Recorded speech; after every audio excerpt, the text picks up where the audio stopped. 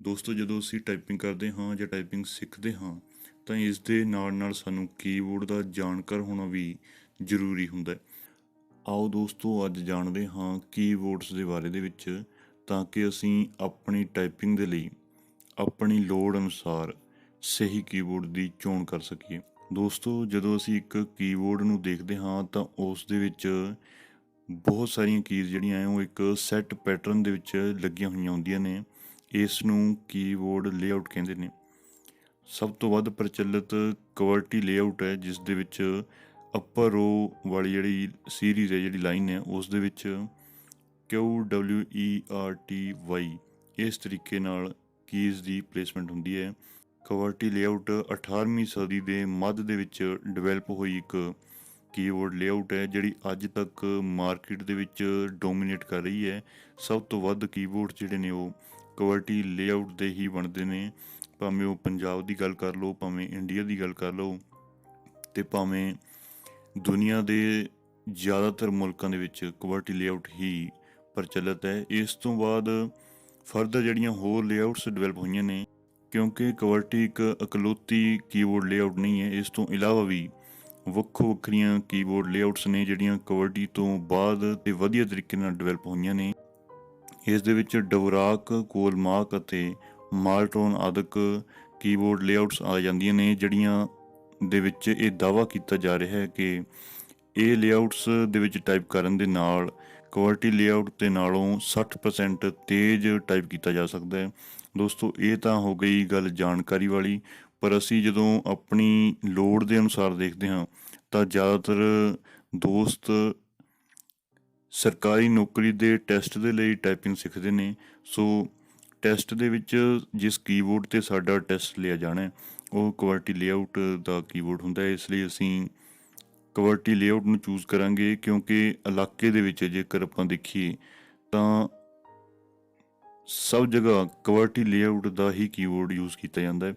ਸੋ ਕਵਰਟੀ layout ਦੇ ਵਿੱਚ further ਜਦੋਂ ਅਸੀਂ ਇਸ ਨੂੰ ਦੇਖਦੇ ਹਾਂ ਤਾਂ ਇਸ ਦੇ ਵਿੱਚ ਦੋ ਤਰੀਕੇ ਦੀਆਂ ਲੇਆਊਟਸ ਸਾਨੂੰ ਮਿਲਦੀਆਂ ਨੇ।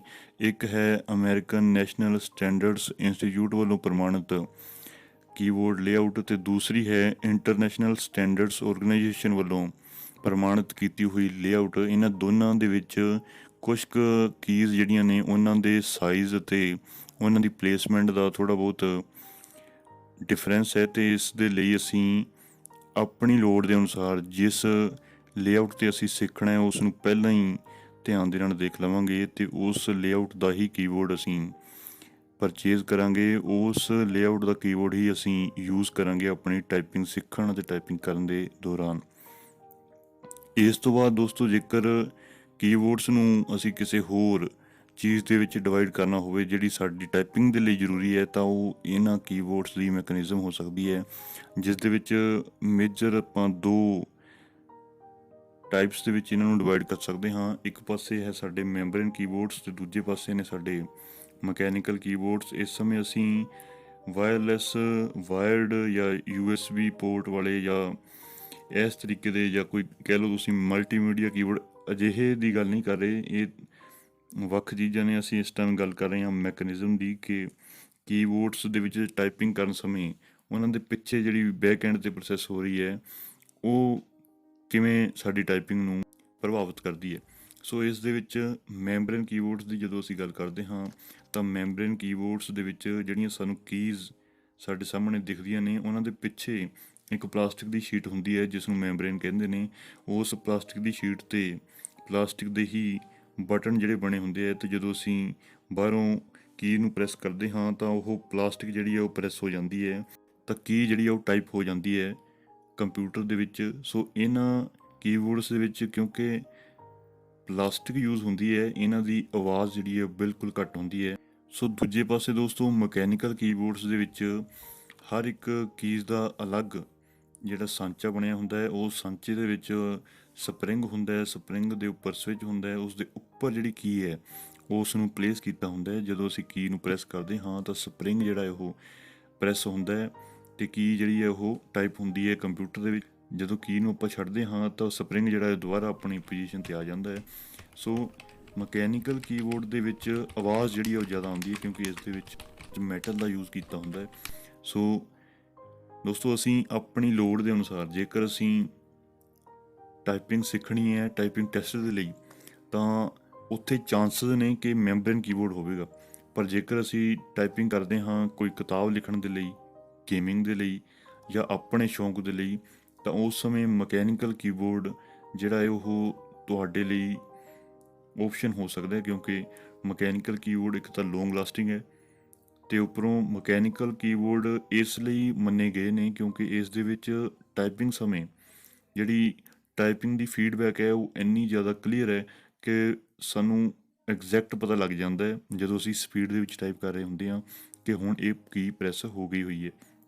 ਜਦ ਕਿ ਮੈਂਬਰੇਨ ਕੀਬੋਰਡ ਦੇ ਵਿੱਚ ਕਿਉਂਕਿ ਇੱਕ ਤਾਂ ਆਵਾਜ਼ ਵੀ ਨਹੀਂ ਆਉਂਦੀ ਤੇ ਇੱਕ ਉਹ ਹੈਵੀ ਰਬੜ ਹੈ, ਤੇ ਜਦੋਂ ਤੱਕ ਪ੍ਰੋਪਰਲੀ ਉਹਦਾ ਨੀਚੇ ਬੇਸ ਤੱਕ ਉਹ ਟੱਚ ਨਹੀਂ ਹੋਇਆ ਉਦੋਂ ਤੱਕ ਸਾਨੂੰ ਇਸ ਗੱਲ ਦਾ ਪਤਾ ਨਹੀਂ ਲੱਗਦਾ ਕਿ ਕੀਜ਼ ਪ੍ਰੈਸ ਹੋ ਗਈਆਂ ਨੇ। ਤੇ ਕਈ ਵਾਰ ਜਦੋਂ ਆਪਾਂ ਸਪੀਡ ਦੇ ਵਿੱਚ ਬਹੁਤ ਜ਼ਿਆਦਾ ਸਪੀਡ ਦੇ ਵਿੱਚ ਟਾਈਪ ਕਰ ਰਹੇ ਹੁੰਦੇ ਹਾਂ ਤਾਂ ਅਸੀਂ ਵਿੱਚ ਇੱਕ ਅੱਧੀ ਕੀਜ਼ ਜਿਹੜੀ ਹੈ ਪ੍ਰੈਸ ਤਾਂ ਅਸੀਂ ਕਰਦੇ ਹਾਂ ਪਰ ਉਹ ਟਾਈਪ ਨਹੀਂ ਹੁੰਦੀ। ਸੋ ਇਸ ਲਈ ਦੋਸਤੋ ਅਸੀਂ ਇਹਨਾਂ ਚੀਜ਼ਾਂ ਨੂੰ ਆਪਣੇ ਧਿਆਨ ਦੇ ਵਿੱਚ ਰੱਖ ਕੇ ਆਪਣੇ ਲਈ ਇੱਕ ਕੀਬੋਰਡ ਦੀ ਚੋਣ ਕਰ ਸਕਦੇ ਹਾਂ। ਉਹ ਕੀਬੋਰਡ ਜਿਹੜਾ ਸਾਨੂੰ ਅੱਜ ਸਾਡੀ ਟਾਈਪਿੰਗ ਸਿੱਖਣ ਦੇ ਲਈ, ਅੱਜ ਸਾਡੀ ਟਾਈਪਿੰਗ ਸਾਨੂੰ ਕਰਨ ਦੇ ਲਈ, ਤੇ ਉਸ ਤੋਂ ਬਾਅਦ ਅੱਗੇ ਜਿੰਨਾ ਸਮਾਂ ਅਸੀਂ ਟਾਈਪਿੰਗ ਕਰਨੀ ਹੈ ਉਸ ਸਮੇਂ ਤੱਕ ਸਾਡੇ ਨਾਲ ਸਾਡਾ ਇੱਕ ਦੋਸਤ ਬਣ ਕੇ ਸਾਡੀ ਟਾਈਪਿੰਗ ਦੇ ਵਿੱਚ ਆਨੰਦ ਲਿਆਵੇ, ਸਾਡੀ ਟਾਈਪਿੰਗ ਦੇ ਵਿੱਚ ਮਜ਼ਾ ਸਾਨੂੰ ਦੇਵੇ, ਅਜਿਹੇ ਕੀਬੋਰਡ ਦੀ ਆਪਾਂ ਚੋਣ ਕਰ ਸਕੀਏ। ਇਸ ਵੀਡੀਓ ਦੇ ਵਿੱਚ ਇੰਨਾ ਹੀ। ਮਿਲਦੇ ਹਾਂ ਦੋਸਤੋ ਅਗਲੀ ਵੀਡੀਓ ਦੇ ਵਿੱਚ।